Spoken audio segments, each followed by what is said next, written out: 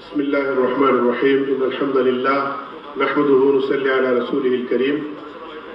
জমিয়তুল ইসলাম বাংলাদেশ ছাত্র জমিয়তের কেন্দ্রীয় সদস্য সম্মেলন ও কাউন্সিল অধিবেশনের স্নেহভাজন সভাপতি, উপস্থিত জাতীয় নেতৃবৃন্দ, আজকের প্রধান অতিথি, প্রধান বক্তা সহ সম্মানিত অতিথিবৃন্দ ও আমার ছাত্র ভাইয়েরা, আসসালামু আলাইকুম ওয়া রাহমাতুল্লাহ। যেহেতু নামাজের সময়, জুমার দিন, আমাদের নামাজ পড়ার প্রয়োজন সন্নিকটে, বেশি কথা বলা যাবে না।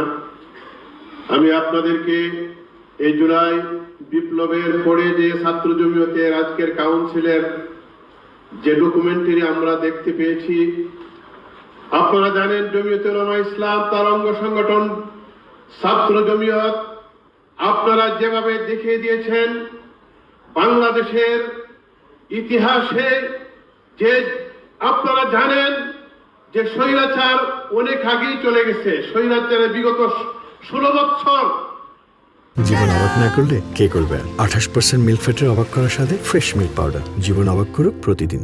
যারাই ভয় পেয়েছে, যারাই লুকিয়েছে, কিন্তু ছাত্র জমিয়ত এবং জমিয়তের নেতৃবৃন্দ তাদের বুকের সামনে জানেন বুলেট আছে, কিন্তু বুলেটকে পরোয়া না করে তারা সেই কোনো অভ্যন্তরে গিয়েছেন। তারাই দেখিয়ে দিয়েছেন জমিয়তুল ইসলামী একমাত্র সংগঠন সেটা করতে পারে। এর জন্য ছাত্র ভাইদেরকে একটা উৎসাহ উদ্দীপনামূলক একটা কথা বলতে চাই যে তোমরা আগামী বাংলাদেশের নেতৃত্ব দিবা। এই নেতৃত্ব দেওয়ার জন্য বুলেট এবং বোমা যাই আসুক, আমরা আমাদের অধিকার রক্ষার জন্য, স্বাধীনতা রক্ষার জন্য আমরা নিজে কোরবান হতে জানি।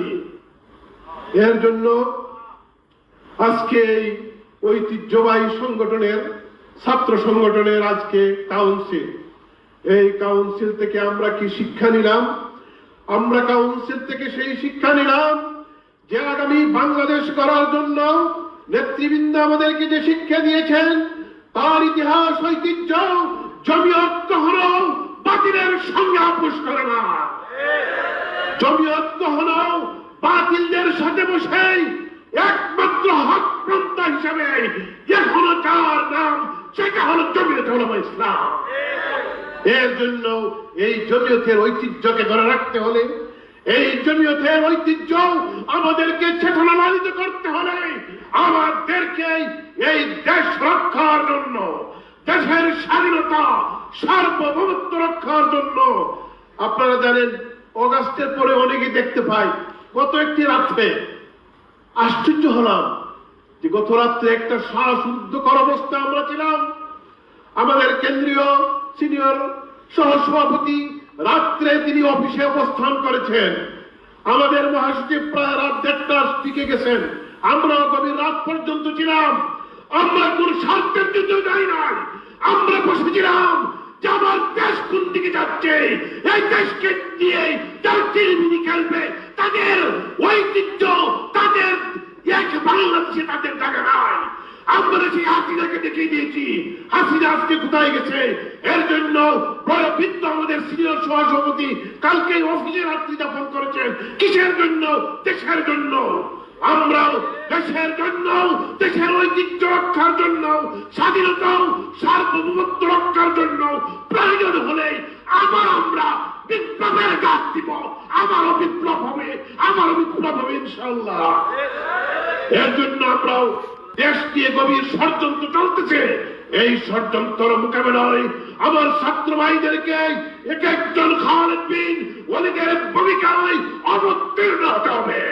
আমাদের নেতৃবৃন্দ যেই আদেশ দিবেন, নেতৃবৃন্দ যে আদেশ দিবেন, সেই আদেশ অনুযায়ী সুশৃঙ্খল ভাবে দেশ রক্ষার জন্য প্রয়োজন হলে এই দেশটাকে রক্ষার্থে আরেকটা মুক্তিযুদ্ধ, আরেকটা বিপ্লবের প্রয়োজন হয়। আপনারা কি জান কোরবান করতে রাজি আছেন?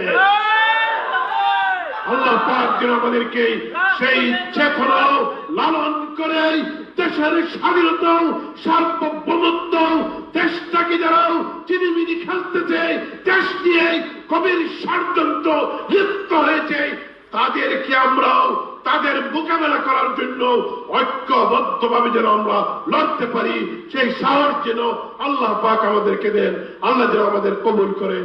আবার সবাইকে ধন্যবাদ। আপনারা আমার ছাত্র ভাইরা আগামী বাংলাদেশের নেতৃত্ব দিবে, আল্লাহ যেন সেই আমাদের প্রত্যাশা এবং কামনা পূরণ করেন।